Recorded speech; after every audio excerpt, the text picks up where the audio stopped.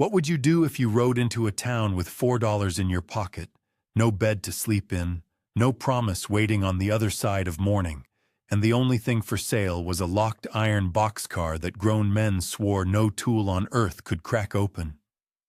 What would you do if you handed over every last coin for that sealed wreck, while the whole street laughed?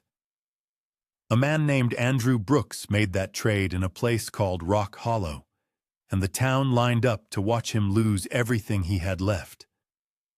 But what waited inside that boxcar was not scrap, and it was not silence, and it was not the ending anyone in Rock Hollow expected. Settle in. Stay close. This one takes its time, and it earns every mile. Andrew Brooks came down the wagon road into Rock Hollow on a gray afternoon in the last week of October, 43 years old, with dust in the creases of his coat and nothing else to declare. He rode a borrowed sorrel that was not truly borrowed so much as loaned by memory, the last horse of a partner 10 years dead, and it moved under him with the same slow patience it had shown when Andrew was still a younger man with a younger man's plans. His work shirt had faded past blue into something closer to the color of a riverstone. His waistcoat had lost 2 of its buttons. His coat carried the weathered look of a garment that had been rained on and dried in the sun more times than its owner could count. His boots were scuffed to a soft, dull leather at the toes, and his broad-brimmed hat sat low against the wind that came scraping down off the ridge. He had not planned to come to Rock Hollow. He had planned, 10 years back, never to come to Rock Hollow again.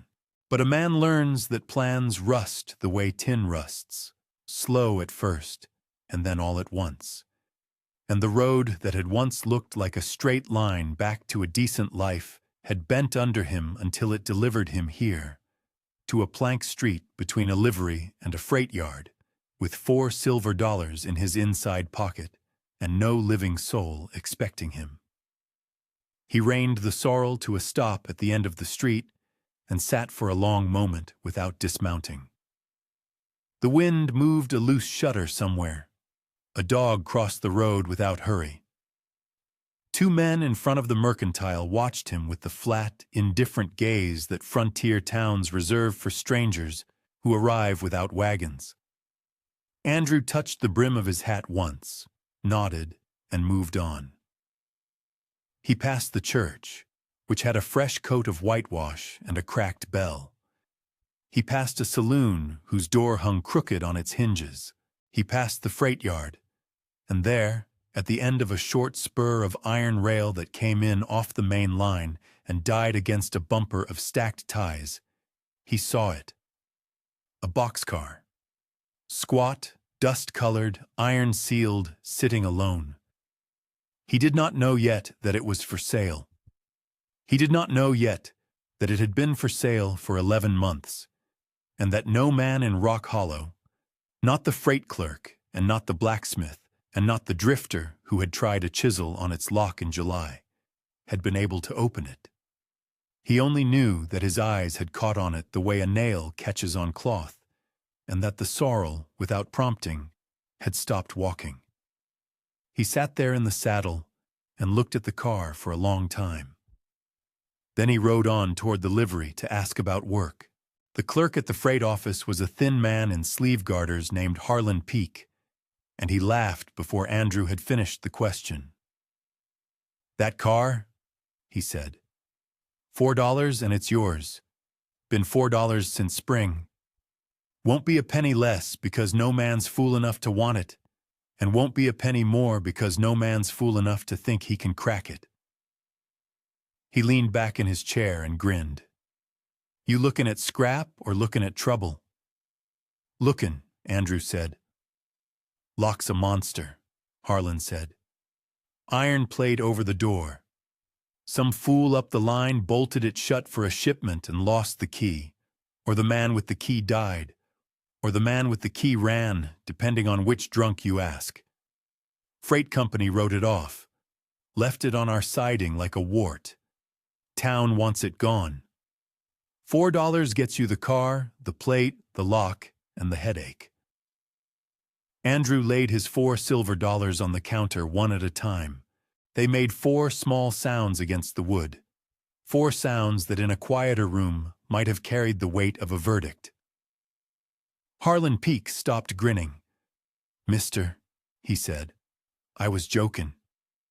"I wasn't," Andrew said. Harlan looked at the coins. He looked at the man. He looked at the coins again.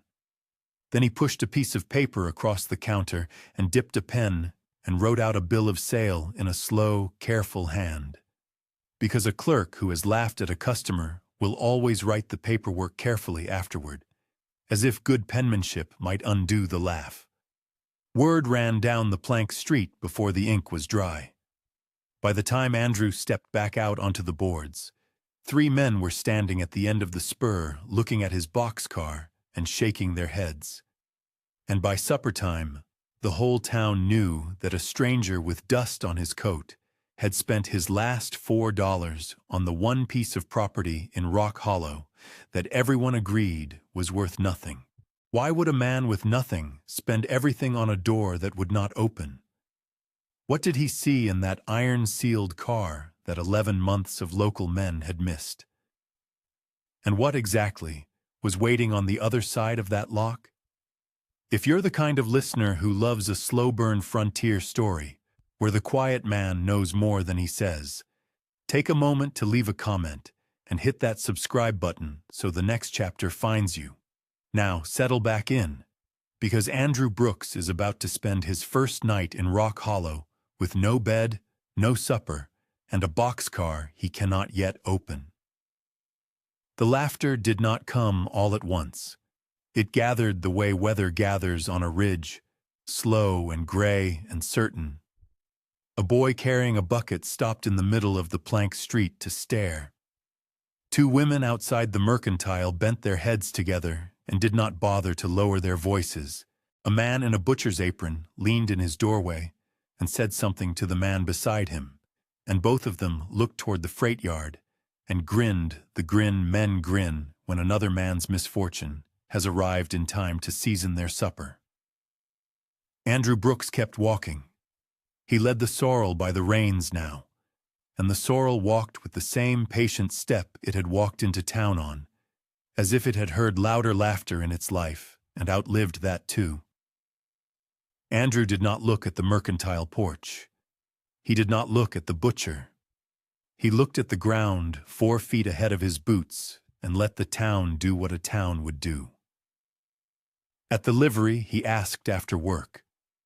The liveryman, a barrel-shouldered fellow with a burn scar down one forearm, wiped his hands on a rag and studied Andrew a long moment before he answered. "Heard about you already," he said. Andrew nodded. "Can you fork hay?" the liveryman asked. "Yes." "Shoe a horse?" "Yes." "Lift a barrel?" "Yes." The liveryman jerked his chin toward a stall in back. "Bed down there. Pays board and 2 bits a day." "Obliged," Andrew said. The liveryman looked past him toward the spur where the boxcar sat and shook his head once. Small, the way a man shakes his head at weather he cannot change. He did not laugh. That, at least, was something. Word of the transaction had gone further than the plank street by the time the lanterns came on. A pair of teamsters passed the livery door and made a show of tipping their hats, and one said loud enough to carry, "Evenin', Mr. Boxcar." The other laughed as if the joke had been earned. Andrew went on carrying the water bucket to the sorrel and did not turn his head. It was in the last of the daylight that the mocking man came. He came out of the saloon with 3 men behind him and stood in the middle of the street with his coat open and his thumbs in his belt, as if the street belonged to him and everyone on it paid rent. His name, Andrew would learn by morning, was Merritt Gale, and he owned the freight yard's largest contract and half the sidings north of the depot, and he wore a black waistcoat with a watch chain heavy enough to hang a small dog from. He looked Andrew up and down the way a man looks at a horse he has already decided not to buy. "So you're the fool," Merritt Gale said. Andrew set the bucket down. $4, Merritt said. $4 for a coffin on wheels. He laughed, and the men behind him laughed on cue. I've seen drunks make better trades in the dark. He stepped closer. You know what's in that car, stranger? Nothing. Rust and rat bones. And you spent your last dime on the lid. He waited for Andrew to speak. Andrew did not speak. Merritt's smile thinned. A man too proud to answer, he said, is a man with nothing left to say. He turned on his heel and walked back toward the saloon, and his men followed, and one of them spat in the dust as he passed. Andrew picked up the bucket and carried it to the sorrel. Later, when the street had emptied and the lanterns burned low behind their tin hoods, an old man in a gray coat came out of the shadow between the church and the smithy and stood at the mouth of the livery yard. He was thin the way a fence post is thin, and his beard was the color of ash after a long fire, and he leaned on a cane cut from a single length of hickory that had gone dark with the oil of his hand.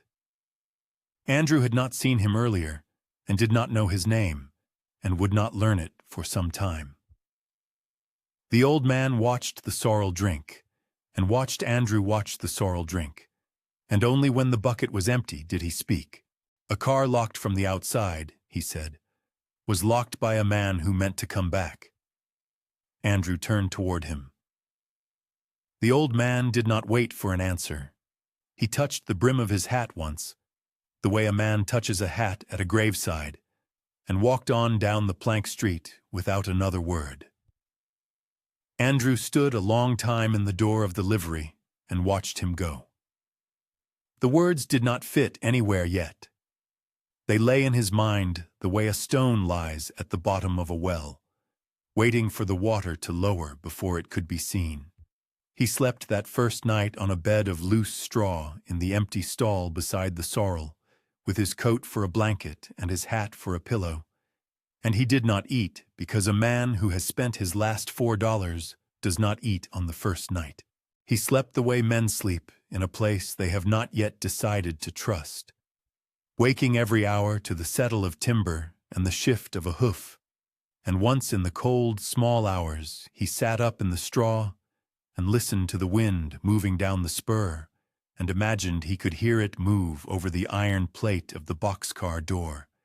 And he lay back down and did not sleep again until the first gray showed under the barn wall. Before the town was fully awake, he walked out to the spur.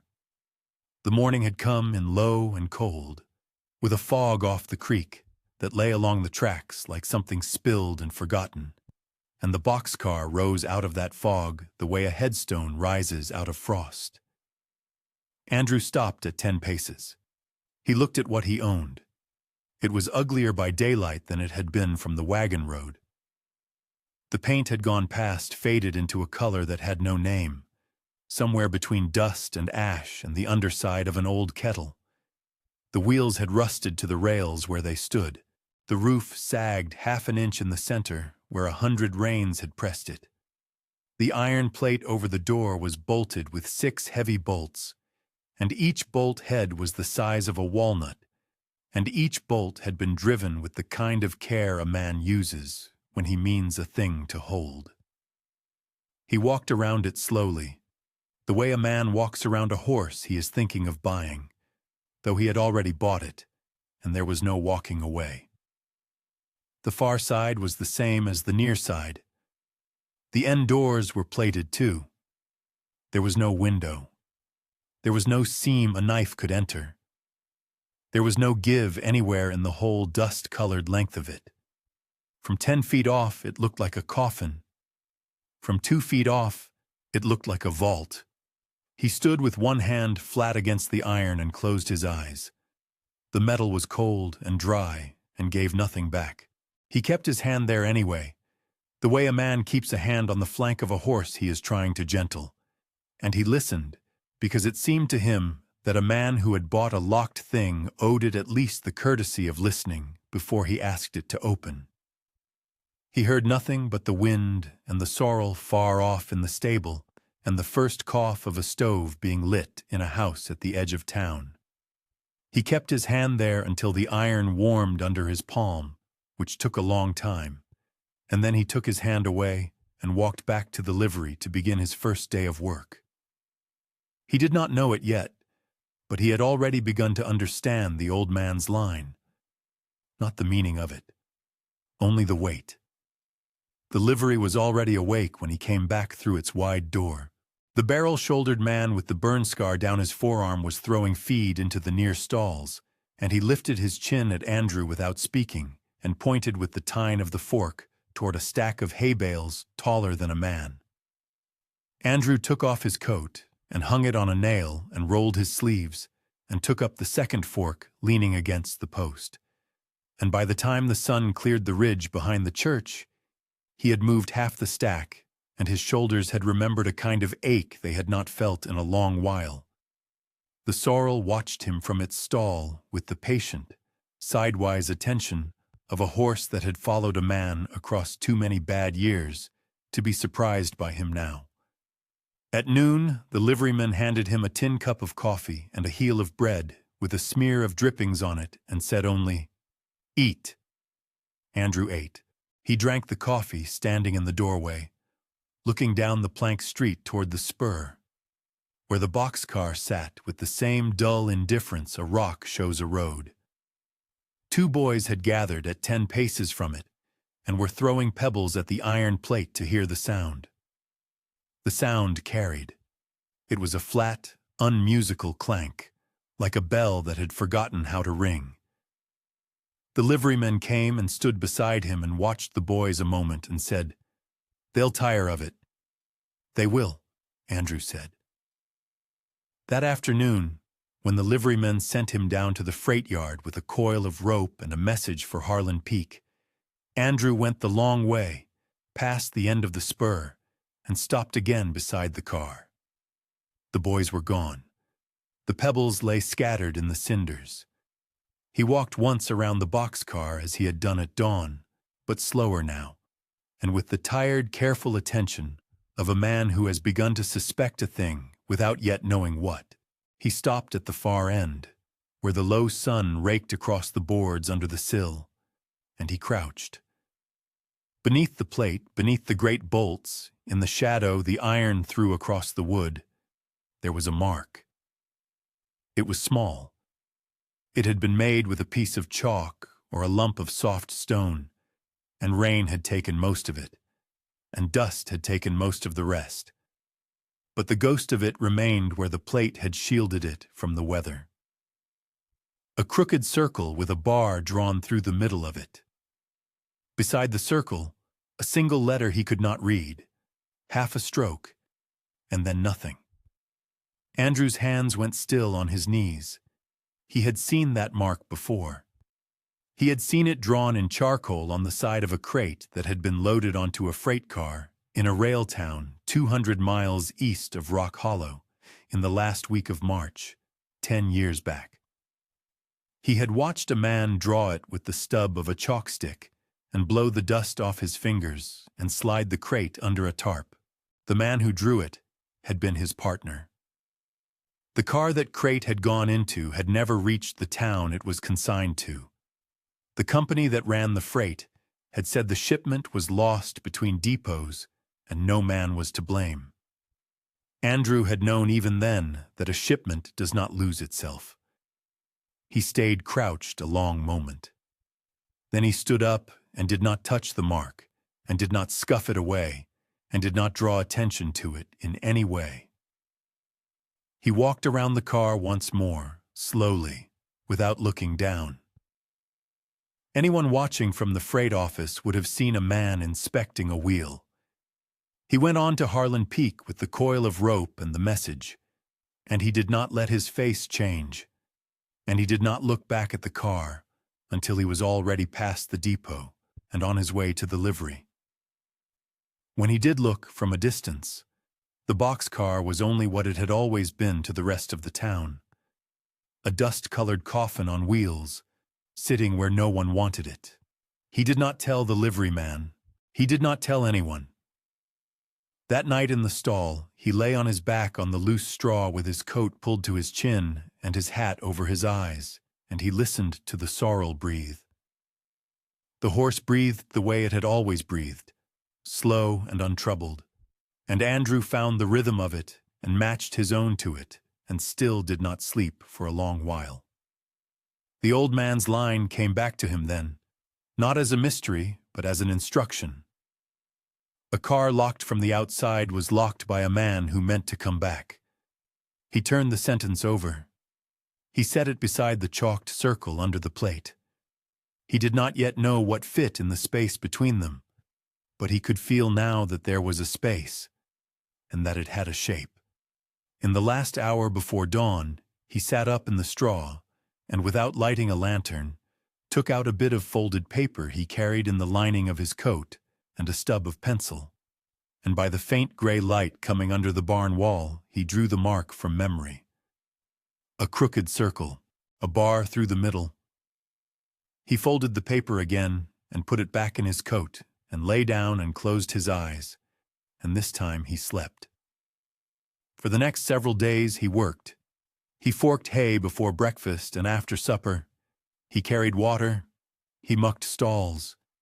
He held the near foot of a plow horse while the liveryman shod it, and did not flinch when the horse leaned its weight into him. He lifted barrels of meal from the wagon bed to the loft floor 2 at a time, until his back learned again what his back had once known. He wore the leather apron the liveryman gave him and a pair of gloves so worn the seams shone, and by the end of the second day, the men at the freight office had stopped calling him Mr. Boxcar, and had begun nodding to him when he passed, which is the shape of respect in a town that will not yet grant the whole of it. The sorrel went where he went. When he crossed the yard, the sorrel followed him with its eyes from the near stall. When he took his coffee in the doorway, the sorrel stood at the rail behind him with its ears forward. When he walked at dusk down to the spur, as he did every evening now, the sorrel came with him on a slack lid, its hooves quiet in the cinders, and stood at the end of the ties while Andrew walked the car. He walked the car every night. He learned it the way a man learns a horse. He learned where the boards had swelled and where they had shrunk. He learned which of the 6 bolt heads had been driven deepest, and which stood a hair's breadth prouder than the rest. He learned, on the 3rd evening, that the 2nd bolt from the top on the near side was not the same iron as the others. It was slightly darker, and its head was slightly smaller, and the tool marks around its socket were fresher than the tool marks around the socket of the bolt above it. Someone had replaced that bolt. Someone had taken the plate off and put it back on, and had done it in a hurry, and had used the nearest bolt he could find. Andrew did not touch the bolt. He set his hand flat against the iron plate the way he had that first morning, and let it warm under his palm, and moved on. On the 4th day, sweeping the wagon bay, he found the 2nd thing. Behind the door of the tack room, on a shelf above the horse liniment, there was a coil of tarred rope and a stack of old waybills held down by a horseshoe. He did not look at the waybills on purpose. He looked at them because they were there, and a swept floor is a floor a man has looked at every corner of. The top waybill was recent. The one under it was older. The one under that was older still. He turned them over one by one with a thumb the way a man turns cards in a poker hand he has already resigned from, and near the bottom he found a torn corner of paper that was not a waybill at all. It was a manifest. The ink had faded to the color of weak tea. Most of the writing was gone. But in the upper right corner, where a car number should be, someone had written a string of figures, and the last 4 of those figures matched exactly the 4 figures painted on the truck of the boxcar down at the end of the spur. Andrew looked at the torn corner a long time. Then he laid it back where he had found it, and he put the horseshoe back on top of it, and he swept the rest of the tack room floor as if he had found nothing at all. That night in the stall, He lay with his coat to his chin again, and stared up at the roof beams and let the sorrel's breathing settle him. He did not yet know how to open the car. He did not yet know how to prove what he had begun to suspect.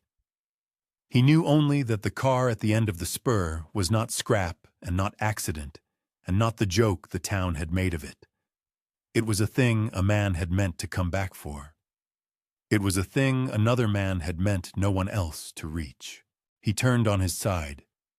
He closed his eyes. His hands, when he brought them together under his chin, still held the memory of the iron plate and the shape of the darker bolt, and it seemed to him that his hands, in the way of hands, had already begun to work out what the rest of him had not yet dared to name. 2 more days passed before Andrew moved. He waited on purpose. He wanted the town to see nothing but a hired man with a leather apron and a coil of rope over his shoulder, and he wanted Merritt Gale.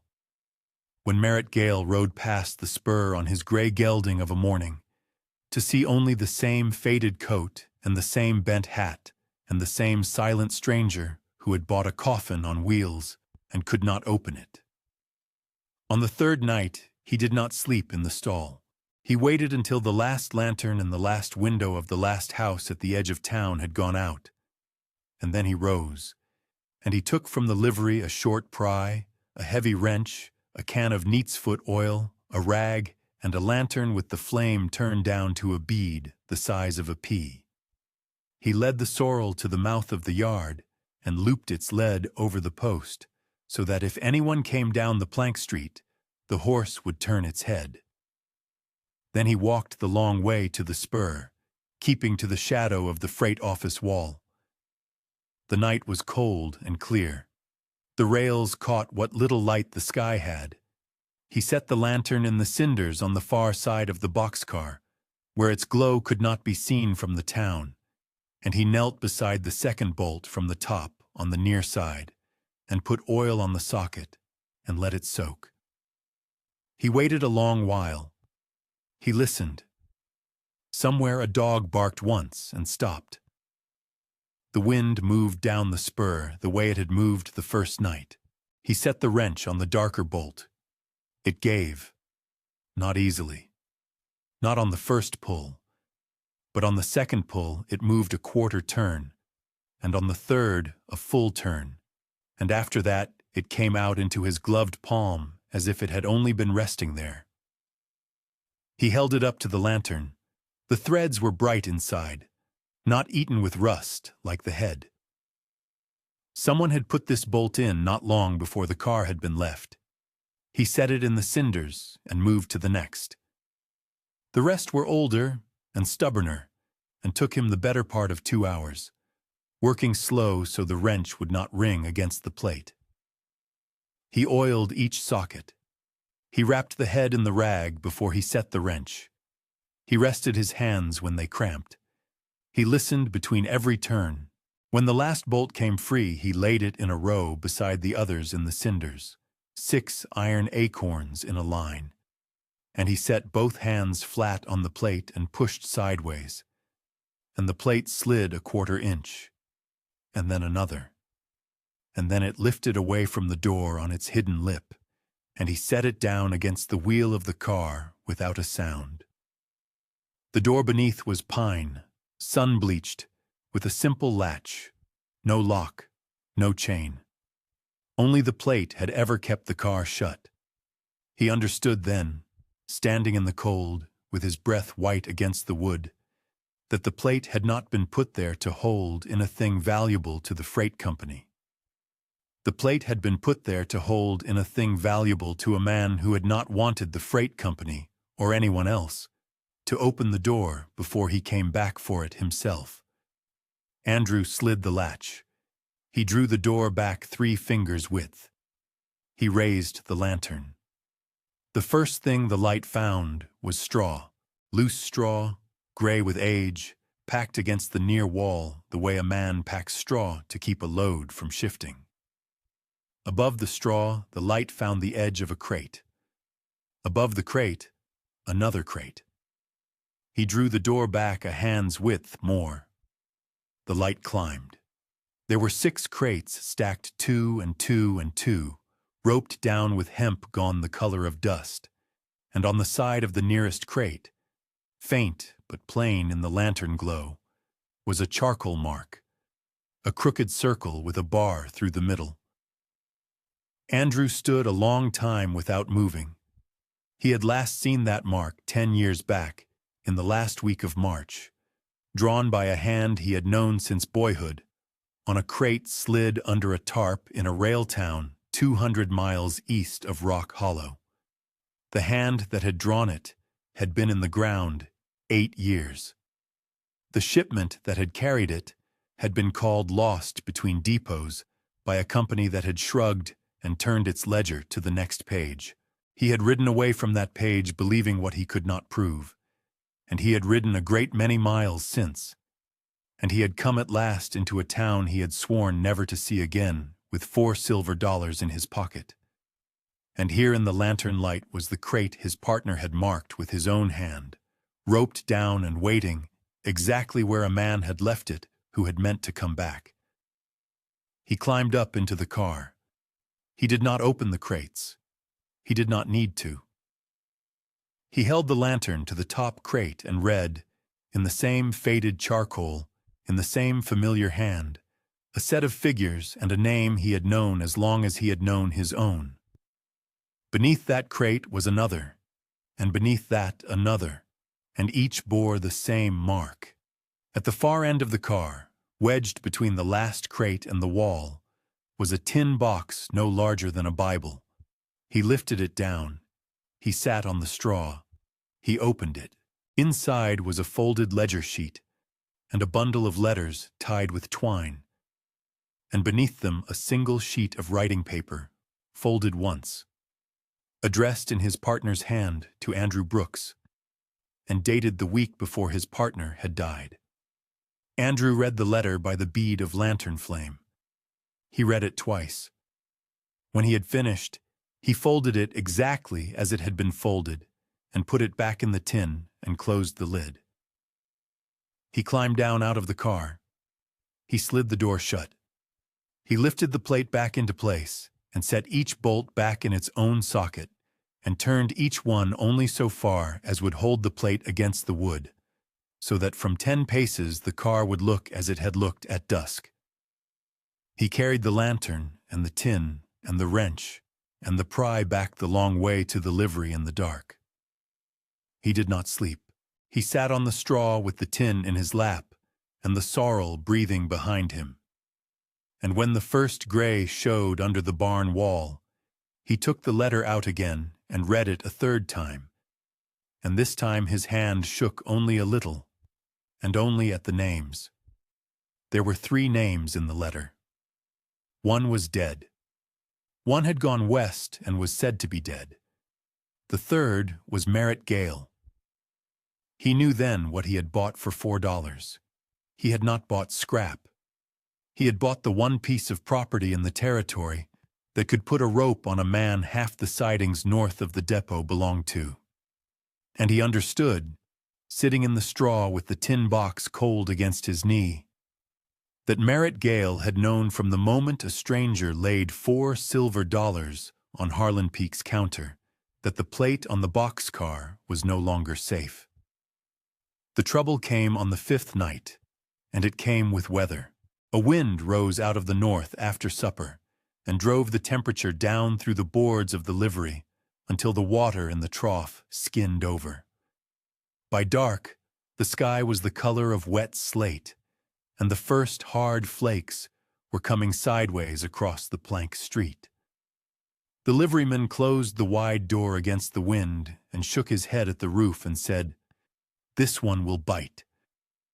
Andrew banked the stove and forked hay into the near stalls and carried an extra armful to the sorrel and stood a moment in the door watching the snow blow past the lantern hood in white streaks like driven salt. Down at the end of the spur, the boxcar sat blind against the storm, and Andrew felt in his chest the small cold knowledge that the tin box was still in the straw of his stall and the letter still folded inside it, and the names still written on the letter.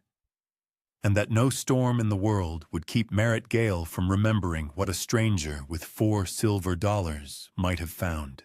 He was right. He was right sooner than he had thought. An hour before midnight, above the wind, he heard the sound a lantern makes when a man carries it fast. The tin creak, the swing of the wire, the small clink of a chimney against a coat button. He rose from the straw without lighting his own lantern. He set the tin box inside the feed bin and closed the lid. He took the pry from beside his coat and stood in the shadow of the near stall. The sorrel lifted its head and pointed its ears toward the wide door. The door opened 3 fingers, and a voice not Merritt Gale's called low, "Hello, the livery. Hello. Is there a man here?" It was a voice full of wind and fear, not challenge, and Andrew set down the pry and lit his lantern and slid the door open the rest of the way. On the step stood a woman with a shawl frozen to her hair and a child of no more than 4 bundled against her chest, and behind her a man in a teamster's coat with one arm around a boy of perhaps 8 who could not stand on his own foot. Their wagon had gone off the road at the creek bend, the man said through a mouth stiff with cold, and the near horse had broken through the ice, and they had cut the traces and walked the last mile, and the boy's ankle would not bear him, and the child in the shawl had stopped crying an hour ago, which was the thing that frightened him worst. Andrew brought them in. He shut the door behind them against the storm. He set the woman and the child on a bed of clean straw beside the stove, and opened the damper and fed the fire until it roared. And he pulled the woman's boots and the child's boots off, and wrapped their feet in horse blankets, and set a kettle on the stove, and put the boy on a saddle blanket, and felt the ankle with careful hands, the way he had felt the fetlocks of many horses, and told the teamster, not broken, sprained bad. The teamster sat down on a bale, and put his face in his hands, and did not weep, but only breathed. Andrew worked the rest of that night.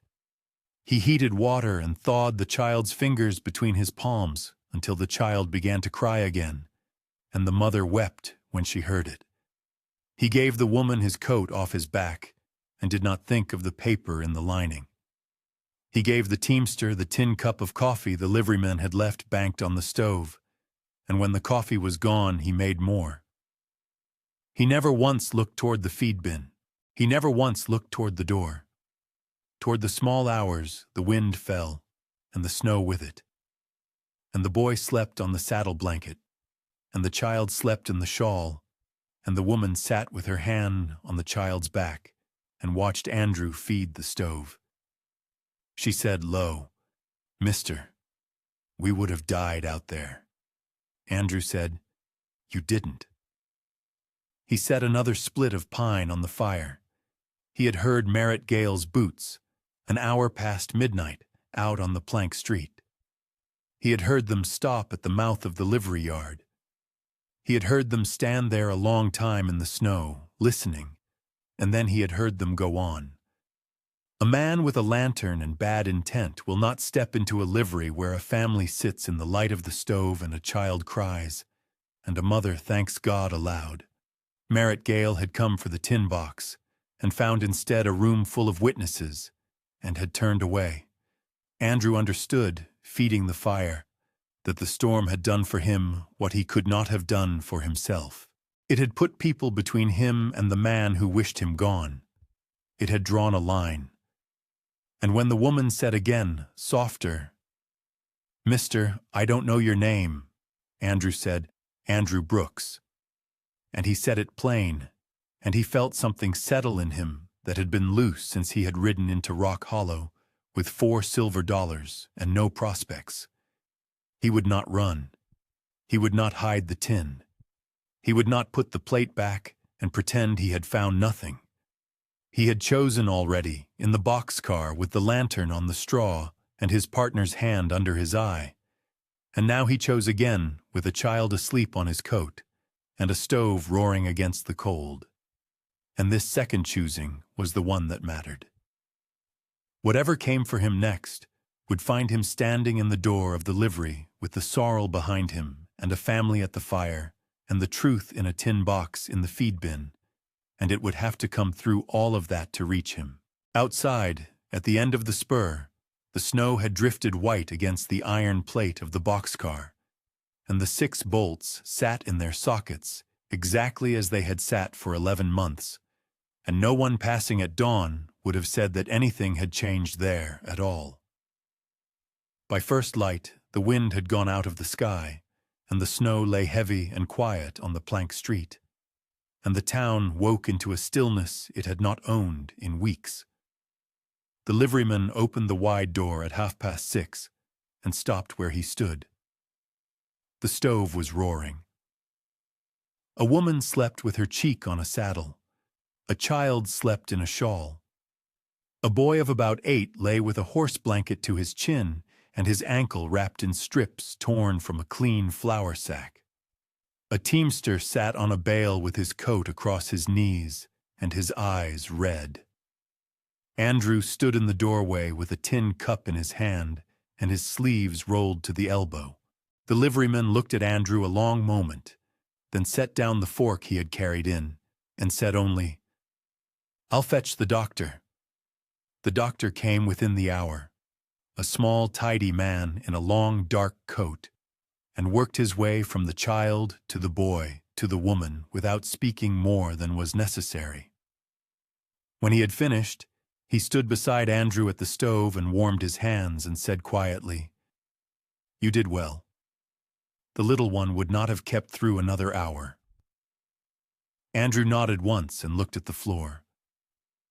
Word of the rescue went down the plank street faster than word of the 4 silver dollars had gone.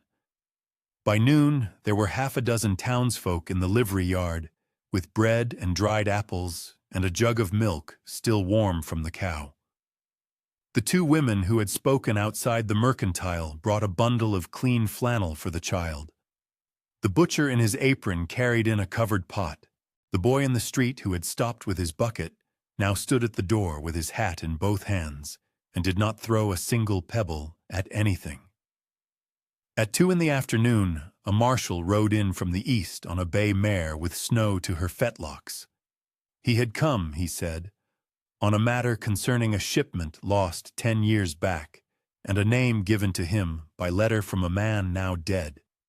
He asked at the freight office for Andrew Brooks. Harlan Peake pointed down the plank street with the stem of his pipe, and did not smile the way he had smiled when he wrote the bill of sale. The marshal sat with Andrew in the livery office for an hour with the door closed. Andrew put the tin box on the desk and opened it. He set out the folded ledger sheet, the bundle of letters tied with twine, and the single sheet of writing paper addressed in his partner's hand. The marshal read each in turn and did not hurry. When he had finished, he closed the ledger sheet and laid his hand flat on it and said, "This holds. This holds all the way." He asked whether Andrew had opened the crates. Andrew said he had not. The marshal said they would go together, and they would go with witnesses, and they would go before dark.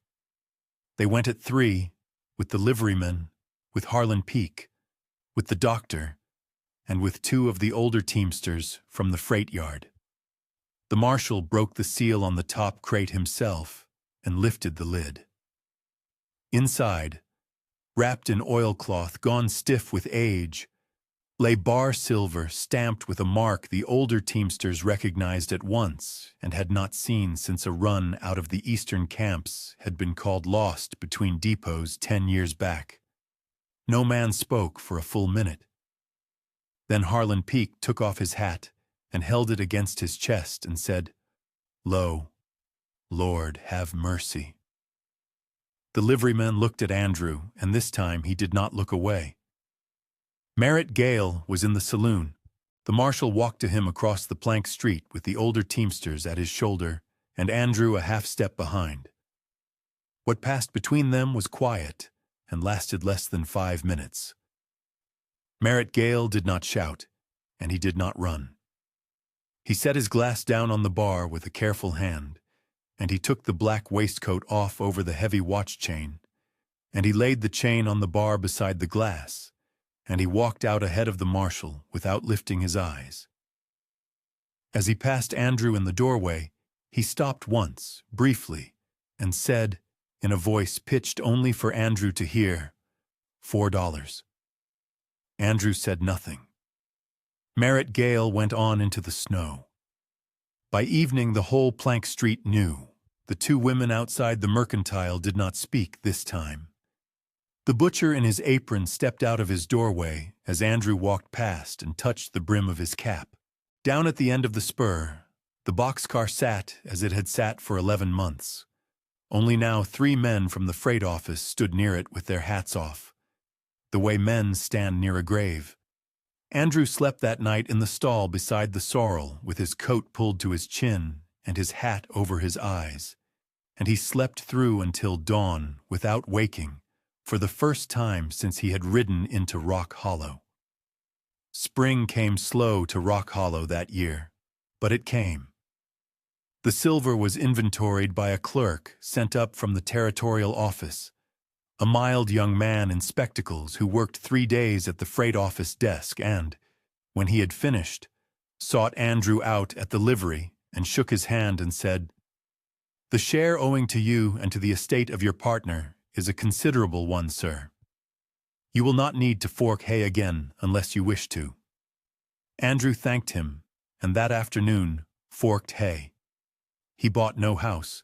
He took a small room above the freight office and paid Harlan Peake a fair rent, and he kept the sorrel at the livery and paid the liveryman a fair board, though the liveryman tried 3 times to refuse it. The tin box he gave to the marshal, all but the single folded sheet addressed in his partner's hand, which he kept in the lining of his coat where the folded paper with the drawn mark had lain. The boxcar he did not sell. Late in April, when the snow was gone and the cinders showed black along the spur, he had the 6 bolts drawn properly and the iron plate lifted away and set against the freight office wall, where it leaned in the sun and rusted honestly. The pine door he left standing open. Children came and looked in and found it empty, and after a week they stopped coming, and the boxcar sat with its door open at the end of the spur like a thing that had finished its work. On an evening in the first week of May, at golden hour, Andrew walked down to the spur with the sorrel on a slack lead. The light was low and copper on the iron rails and warm on the sun-bleached pine of the open door. The old man in the gray coat was there, leaning on his hickory cane at the end of the ties, as though he had been waiting the whole winter to be found in exactly that light. He did not speak. Andrew stopped beside him and looked at the open door of the boxcar for a long time. At last Andrew said quietly, "It wasn't the car that was locked. It was the truth inside it, and a man came back for it in the end." The old man nodded once, slowly, and touched the brim of his hat, and walked away down the plank street the way he had walked the first night. And Andrew stood with his hand on the sorrel's neck and watched him go until the light thinned and the copper faded from the rails, and the town behind him lit its lanterns one by one. Thank you for staying with Andrew Brooks all the way to the end of the spur.